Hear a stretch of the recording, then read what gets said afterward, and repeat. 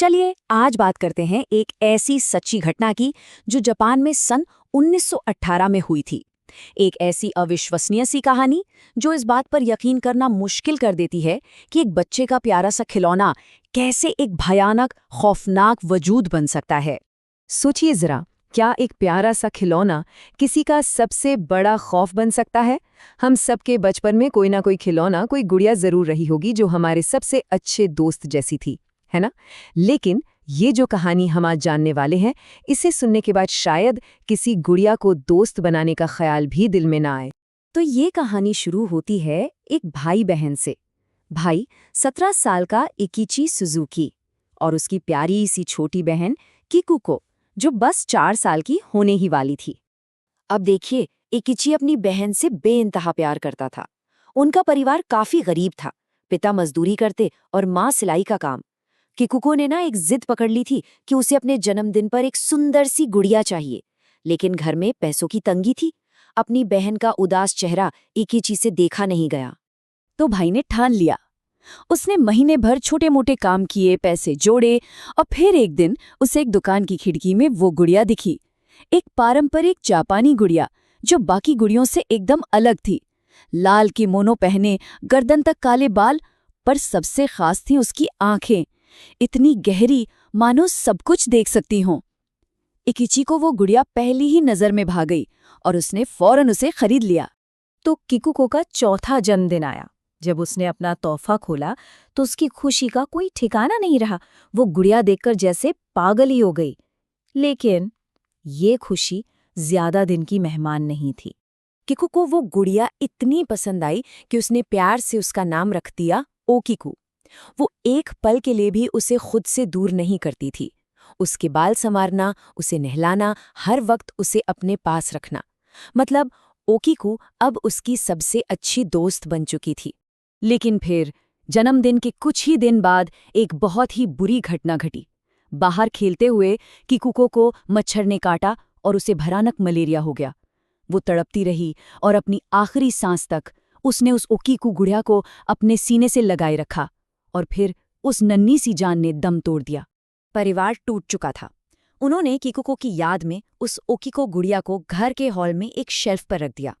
लेकिन उन्हें क्या पता था कि जल्द ही उस गुड़िया का वहां होना दुख से ज्यादा खौफ की वजह बन जाएगा। शुरुआत हुई हल्की फुल्की आवाजों से।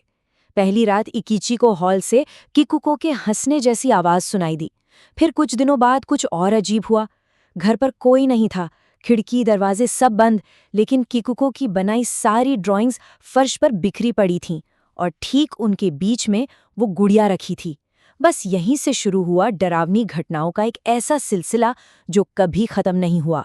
इकिची ने जब उस गुड़िया को उठाकर वापस शेल्फ पर रखा तो उसकी नज़र एक बहुत ही अजीब चीज पर पड़ी। गुड़िया के बाल, जो पहले सिर्फ गर्दन तक थे, अब लंबे होकर उसके कंधों से भी नीचे जा रहे थे। और यही नहीं, उनका रंग भी बदल रहा था। काले से अब वो इंसानी बालों की तरह भूरे होने लगे थे। यहां तक कि उनमें दो मुँहे बाल भी दिखने लगे थे। इकिची ने जब अपने माँ बाप को ये बताया तो उन्हें लगा ये उसका वहम है। उसकी माँ ने क्या किया, उन्होंने कैंची लेकर गुड़िया के बाल वापस गर्दन तक काट दिए। शायद ये उनकी जिंदगी की सबसे बड़ी गलती थी। उसी रात माँ को एक भयानक सपना आया।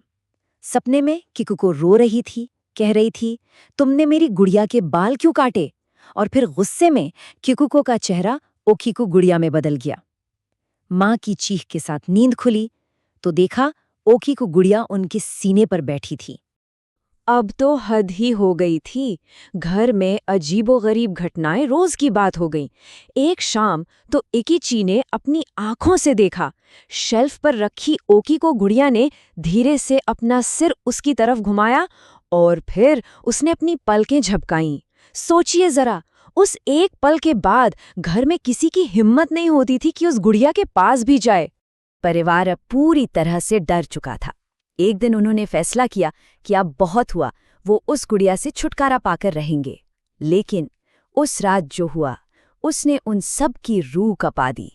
तो उस बुरे सपने को खत्म करने के लिए इकिची के पिता ने एक हताश कोशिश की। वो चुपके से उस गुड़िया को घर से बाहर ले गए और पास के एक खेत में उसे दफना दिया। उन्हें लगा, चलो अब ये मुसीबत खत्म हुई। लेकिन उसी रात दरवाजे पर जोर जोर से दस्तक होने लगी और साथ में किकुको के रोने की आवाज, ऐसी आवाज जैसे वो बहुत दर्द में हो। पिता ने हिम्मत करके दरवाजा खोला और सामने जो था उसे देखकर उनके होश उड़ गए। ओकिको गुड़िया दरवाजे पर खड़ी थी और इससे पहले कि वो कुछ समझ पाते, गुड़िया के बाल अचानक तेजी से बढ़े और पिता की गर्दन के चारों ओर लिपट गए। उनका गला घोटने लगे। उनकी सांसें लगभग थमने ही वाली थीं कि तभी इकिची ने जोर से चिल्लाकर अपनी बहन का नाम पुकारा, किकुको, और बस गुड़िया एकदम से बेजान होकर नीचे गिर गई। इस घटना के बाद परिवार को ये बात तो समझ आ गई थी कि वो इस गुड़िया से छुटकारा नहीं पा सकते। वो जब भी उसे फेंकने की कोशिश करते, वो किसी न किसी तरह लौट आती थी। अब उन्हें कोई आखिरी रास्ता निकालना ही था। और जानते हैं, ये आतंक 1-2 दिन या 1-2 साल नहीं चला, पूरे 20 साल। 20 साल तक सुजुकी परिवार ने इस खौफ को झेला। खासकर जब भी किकुको का जन्मदिन पास आता तो ये डरावनी घटनाएं और भी ज्यादा बढ़ जाती थीं। उन्होंने कई पंडितों, कई भिक्षुओं को बुलाया, पर सब नाकाम रहा। आखिरकार 20 साल बाद परिवार ने हार मान ली। उन्होंने घर छोड़ने का फैसला किया और उस शापित गुड़िया को जापान के मन्नेंजी बौद्ध मंदिर के भिक्षुओं को सौंप दिया। मंदिर के भिक्षुओं ने भी अपनी पूरी कोशिश की उसे शुद्ध करने की, पर उस गुड़िया पर किसी मंत्र, किसी पूजा का कोई असर नहीं हुआ। आज लगभग 100 साल बाद भी वो गुड़िया उसी मंदिर में है। पर्यटक उसे देख तो सकते हैं, पर फोटो खींचना बिल्कुल मना है। कहते हैं जो उसे ज्यादा देर तक घूरता है उसे बुरे सपने आते हैं। और तो और आज भी उसके बाल बढ़ते हैं जिन्हें समय समय पर काटना पड़ता है।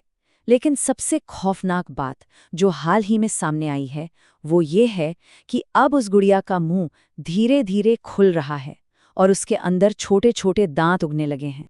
तो सवाल ये उठता है कि क्या ये सच में किकुको की आत्मा है जो अपनी गुड़िया से जुदा नहीं होना चाहती, या फिर इस गुड़िया के पीछे कोई और ही गहरा, पुराना और ज्यादा खौफनाक राज छिपा है।